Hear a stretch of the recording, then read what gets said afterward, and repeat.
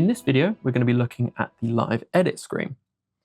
So Live Edit is a really powerful tool that's going to allow you to create custom buttons that send static DMX values to any number of channels that you have in your setup. So this can be used in a number of different ways. For example, if you have some fixtures that you want to point towards a mirror ball, or maybe some fixtures that you want to point towards a specific spot on the stage and have them all in white.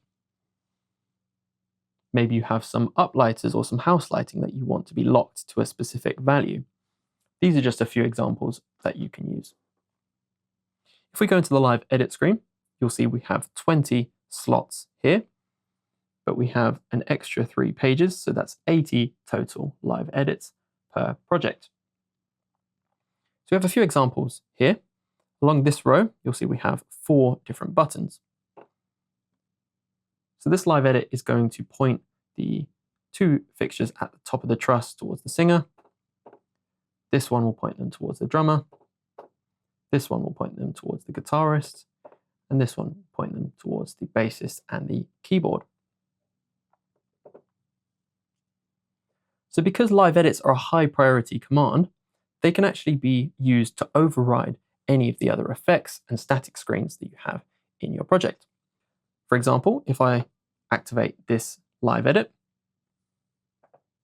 I can then go to the home screen and I can black out my fixtures. But you'll see that those 2 fixtures remain fixed to their current command. I can also activate the beam effects and the move effects. And again, the live edit is going to take full priority. So let's go ahead and make a new live edit. I'm going to scroll to page 2 and I'm going to select an empty slot. So this is the full list of fixtures that we have in our project, but we can filter this by group. So I'm going to go into the top heads group and I'm just going to select the first and last fixture. I'll press edit and I'm going to start by making the beam all white. So to do this with a CMY fixture, you actually have to set cyan, magenta and yellow to value 0. I'm also going to set the iris to value 127, which is the maximum. And I'll set the zoom to 255, again, which is the maximum, just to ensure that we have a nice wide angle beam. Finally, I will set the dimmer to value 127. Oh, and in fact, I should set the shutter as well to 0. So if I tap this flashing button to save, we can just get a quick look at what we've done so far. So if I now press the blackout button, you'll see those 2 fixtures remain fixed on and white.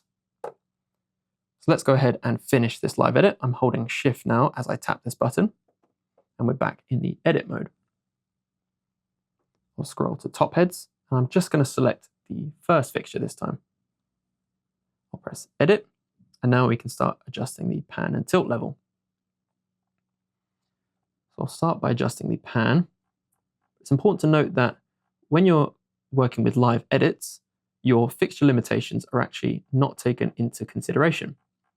So because we're dealing with raw DMX data here, it's not possible to take into account the fixture limits.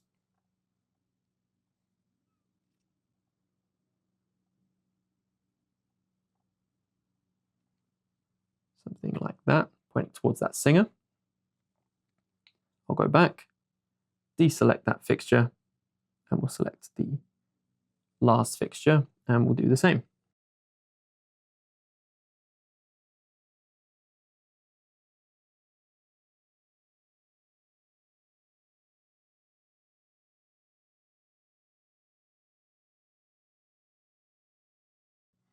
Okay, there we go, something like that. We can give this live edit a name.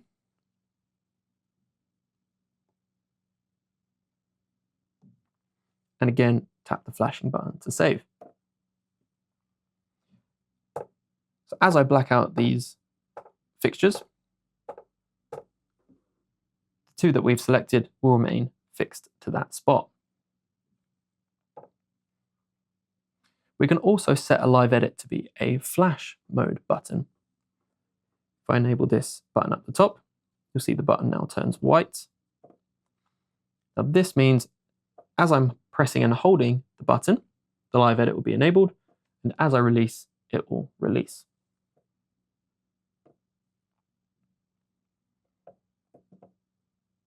I can also set this to lock mode.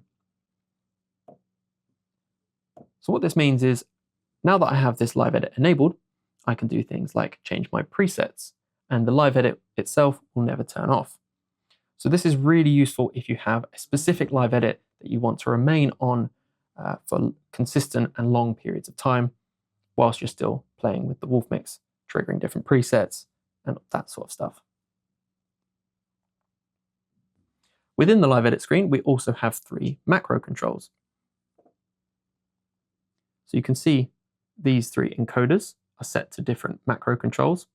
These will allow you to have quick access to some common beam functions such as prism rotation, focus, zoom, iris, that sort of thing.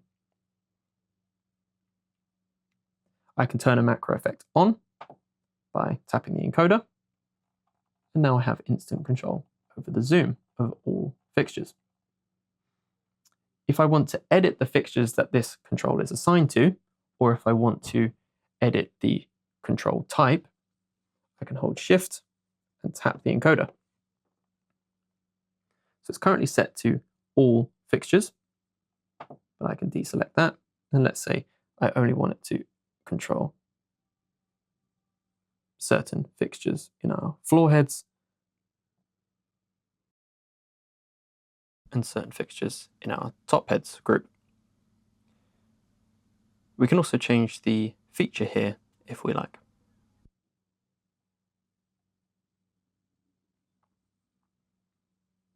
I can press the Go button to confirm, and now I have control over those specific fixtures.